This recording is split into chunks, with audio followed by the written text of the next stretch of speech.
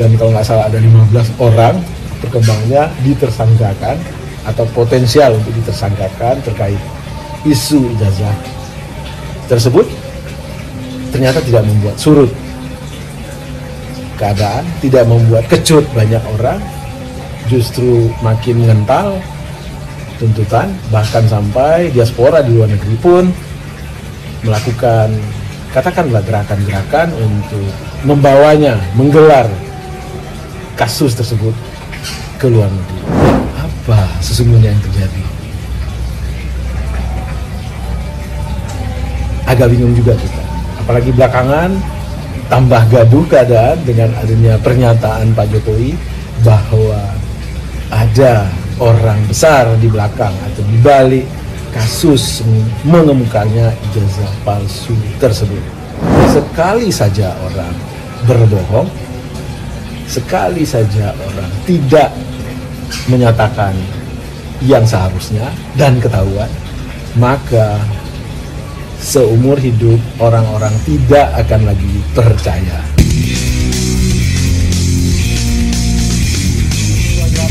Semua lagi kita di channel yang perlu imajinasi informasi gratis tidak bayar. Subscribe.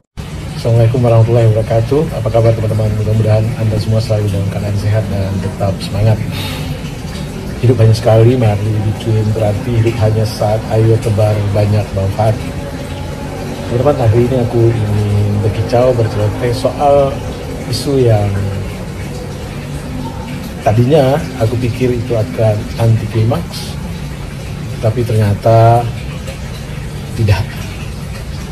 Makin panjang isunya, makin menggumpal dan melebar kemana-mana. Ya, apa yang akan aku kicaukan hari ini adalah soal ijazah palsu Pak Jokowi. Kenapa aku bilang tadinya berpikir bahwa aku yakin isu ini akan anti klimaks setelah adanya pengumuman resmi dari lembaga yang menerbitkannya, yaitu UGM, yang menyatakan bahwa Pak Jokowi benar kuliah di UGM dan benar lulusan S1 sarjana pertanian dari sarjana kehutanan dari Fakultas Kehutanan UGM. Semestinya isu tersebut stop, berhenti, karena kita tahu UGM adalah lembaga resmi dan yang menginformasikannya adalah rektor UGM. Kemudian Polri juga telah menyatakan melakukan pengujian, tepatnya adalah Bareskrim Polri melakukan uji forensik terhadap ijazah Pak Jokowi dengan membandingkannya kepada beberapa ijazah lainnya, kalau nggak salah 3 ijazah, dan menyatakan ijazah Pak Jokowi identik dengan 3 ijazah temannya. Meski apa yang dinyatakan oleh Bareskrim ini banyak kritikan bahwa soal asli atau palsu tidak sama dengan identik. Identik itu adalah membandingkan 2 objek. Boleh jadi kedua objek tersebut adalah palsu, hasilnya bisa identik. Soal asli atau palsu itu ranahnya atau otoritasnya ada di kampus, dan ada yang menyatakan juga pengadilan yang paling berhak menyatakan bahwa satu dokumen itu asli atau palsu.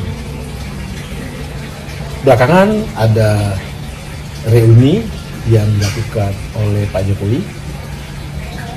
Barangkali saja ini untuk mengantisipasi, ternyata setelah pengumuman dari lembaga resmi semacam UGM, kemudian ada hasil yang dipaparkan oleh Bareskrim, lalu juga ada laporan-laporan terhadap para, katakanlah orang-orang yang selama ini konsisten menyatakan atau menuntut agar ada pembuktian terhadap ijazah Pak Jokowi, juga sudah diproses di Polda Metro Jaya dan kasusnya sudah naik ke penyidikan. Katakanlah apa yang sedang didalami terhadap Dr. Tifa, Suryo, lalu Rismon, sianipar, dan kalau nggak salah ada 15 orang berkembangnya ditersangkakan atau potensial untuk ditersangkakan terkait isu ijazah tersebut, ternyata tidak membuat surut keadaan, tidak membuat kecut banyak orang, justru makin mengental tuntutan, bahkan sampai diaspora di luar negeri pun melakukan katakanlah gerakan-gerakan untuk membawanya, menggelar kasus tersebut ke luar negeri. Sekali lagi, apa yang terjadi sebenarnya? Harusnya dengan pernyataan lembaga resmi yang menerbitkan, yaitu Gajah Mada, kasus ini berhenti. Apa sesungguhnya yang terjadi? Agak bingung juga kita, apalagi belakangan tambah gaduh keadaan dengan adanya pernyataan Pak Jokowi bahwa ada orang besar di belakang atau di balik kasus mengemukanya ijazah palsu tersebut. Dan banyak orang yang mengaitkan bahwa orang besar yang dimaksud adalah Pak SBY. Kan makin melebar, makin mengembang, nggak karu-karuan. Sejatinya masalah ini sebenarnya sekali lagi sangat simpel, sangat sederhana. Tidak ada alasan bagi orang yang berpikir logis kalau dia dituntut soal ada dokumen apapun itu, entah ijazah, entah KTP, entah paspor, dinyatakan oleh orang lain itu palsu, dan dokumen tersebut pernah digunakan untuk kepentingan yang sifatnya publik dalam konteks ijazah, bukankah itu sudah pernah digunakan Pak Jokowi untuk ikut kontestasi? Maka ada kewajiban moral seharusnya Pak Jokowi ya buka saja ijazah tersebut ke depan publik, lemparkan ke muka para penuduh-penuduh itu, ini ijazahku asli. Karena Anda yang menyatakan itu palsu, silakan Anda buktikan. Tapi alih-alih melakukan hal tersebut, yang terjadi adalah Pak Jokowi sepertinya ingin memperpanjang isu tersebut.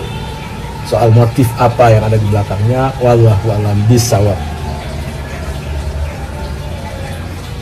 Lalu apa juga yang membuat orang semakin hari semakin tidak percaya apapun tindakan, apapun pernyataan yang dikeluarkan oleh Pak Jokowi maupun para pendukungnya yang dalam tanda petik diberi gelaran oleh netizen dengan termul?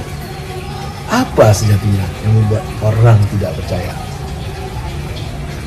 Aku ingat ada satu pepatah atau idiom yang orang Sumatera pasti tahu, bahkan orang Indonesia juga pasti tahu.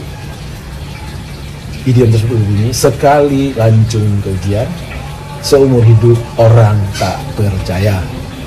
Ya, artinya apa? Sekali saja orang berbohong, sekali saja orang tidak menyatakan yang seharusnya dan ketahuan, maka seumur hidup orang-orang tidak akan lagi percaya. Barangkali idiom ini yang menempel di benak para orang-orang yang tidak percaya, tentu sebagian besar rakyat Indonesia, karena memang bukan sekali saja, berkali-kali dengan kasat mata dan jernih di telinga orang melihat, mendengar banyaknya kebohongan demi kebohongan yang keluar dari narasi-narasi Pak Jokowi. Kebohongan yang paling spektakuler soal SMK. Kristal clear dalam satu wawancara di Metro TV, Pak Jokowi menyatakan bahwa sudah ada 6.000 pemesan dari mobil SMK dan sudah ada kapasitas produksi dari SMK tersebut Tapi sampai 10 tahun akhir masa jabatannya, tak satu pun kita lihat SMA yang dijanjikan akan menjadi mobil nasional, SMK yang katanya sudah dipesan 6.000 itu meluncur di jalan-jalan negeri ini. Ada yang mempertanyakan belakangan, dan dengan berbelok Pak Jokowi menyatakan bukan dia yang membuat SMK, dia hanya mengendorse, dia hanya sebagai brand ambassador. Tetap saja kata-kata 6.000 pemesanan, 200 atau 300 kapasitas produksi keluar dari mulutnya, dan itu tidak pernah terbukti. Itu bohong pertama. Lalu Pak Jokowi juga pernah dalam satu acara di TV, jika terpilih menjadi presiden, dia akan memperkuat KPK, menambah penyidik, meningkatkan anggaran. Alih-alih memperkuat KPK, yang terjadi adalah memperlemahnya dengan merubah undang-undang KPK. Tentu saja ini kolaborasi antara eksekutif, Presiden Pak Jokowi, dengan DPR saat itu, legislatif.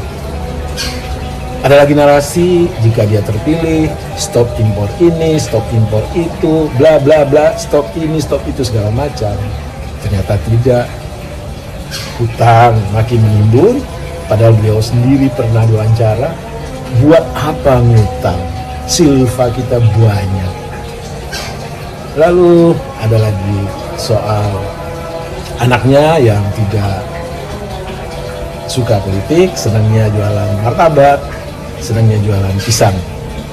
Biarlah mereka di sana.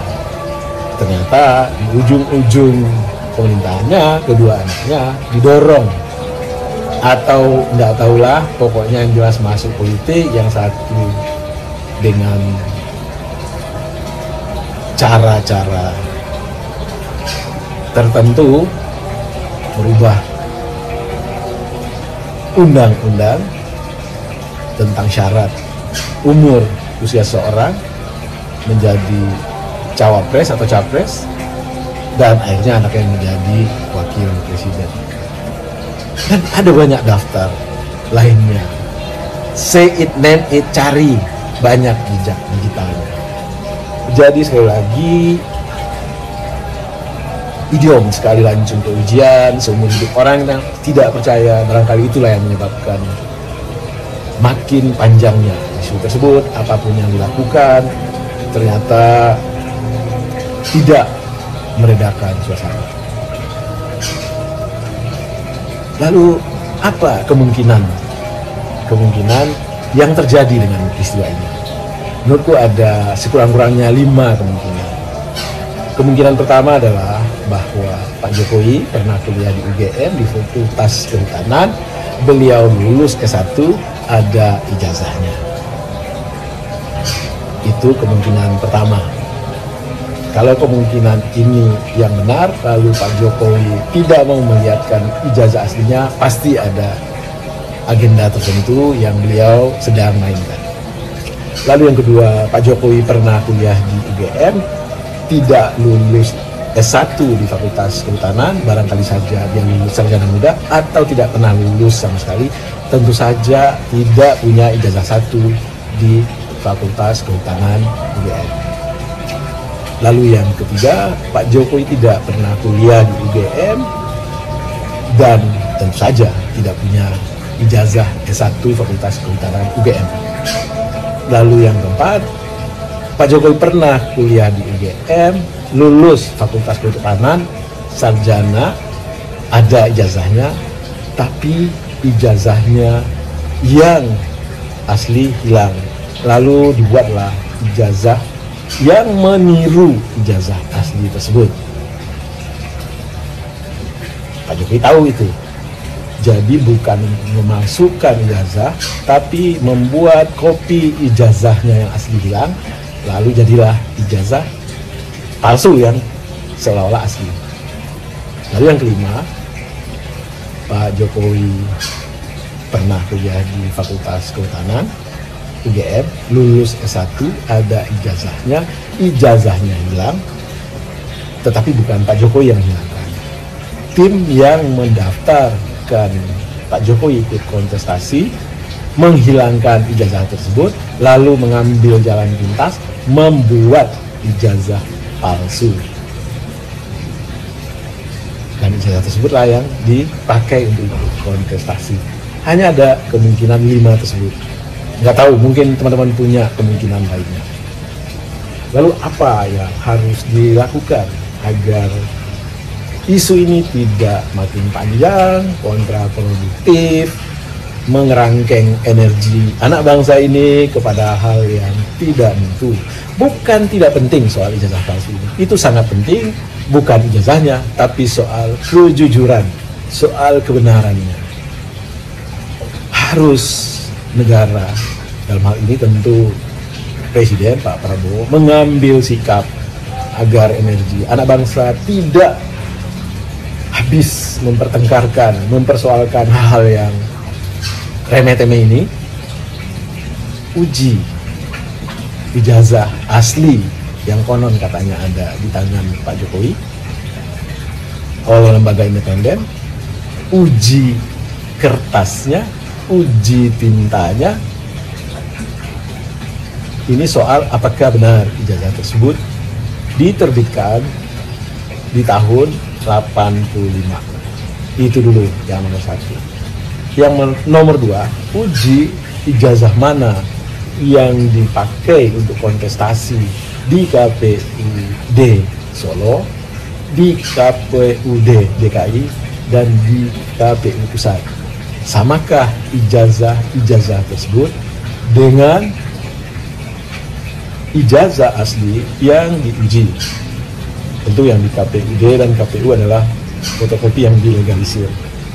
Samakah ijazah yang dilegalisir yang digunakan untuk kontestasi tersebut dengan ijazah asli yang diuji? Usia kertasnya, usia tintanya.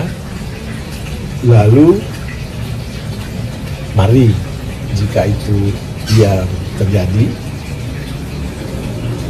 dan benar-benar usia kertasnya sama dengan usia kertas ijazah teman-teman lainnya yang diterbitkan tahun 85, tintanya juga begitu, kristal clear bahwa itu memang Pak Jokowi ijazahnya asli, apalagi didukung oleh pernyataan dari lembaga resmi, yaitu yang menerbitkan, dalam hal ini UGM. Sekali lagi kita berharap ada semacam inisiatif dari pemerintah, khususnya Pak Prabowo, untuk mempercepat proses clearnya soal isu ijazah ini agar energi anak bangsa ini tidak habis pada hal-hal yang sifatnya non-substantif. Salam sehat dan bahagia. Assalamualaikum warahmatullahi wabarakatuh.